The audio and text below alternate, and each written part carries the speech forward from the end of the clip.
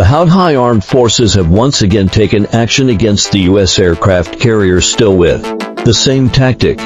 There is an overwhelming cheer on the internet. They find various past videos and pictures on the internet to find out the scenes where the U.S. aircraft carrier was hit. And those who think it's impossible for the Houthi armed forces to hit are very few.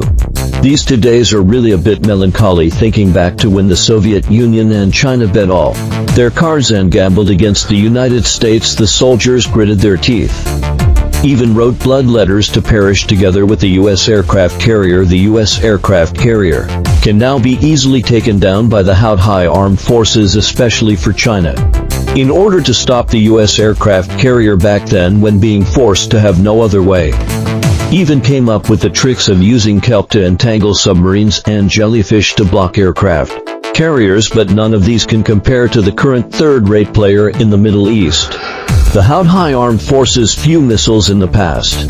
In order to stop the U.S. aircraft carrier, China used 022 missile boats and risked their lives to approach it to the limit. Now the Houthi armed forces can casually achieve it and have done it several times unexpectedly. The U.S. aircraft carrier could be so vulnerable now that the Houthi can take out the U.S. aircraft carrier.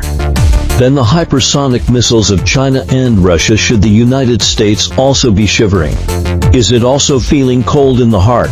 Today we won't discuss anymore whether the Houthi has hit the U.S. aircraft carrier or not. This is not important anymore, because the U.S. reaction to this matter is even more interesting. It just keeps denying that the U.S. aircraft carrier is fine.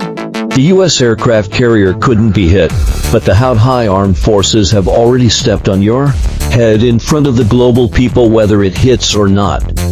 Shouldn't it send a few aircraft carriers over to slap it a few times? The United States can neither bleed nor be bullied. Where has that ruthlessness of the United States gone? Has it really had a change of heart?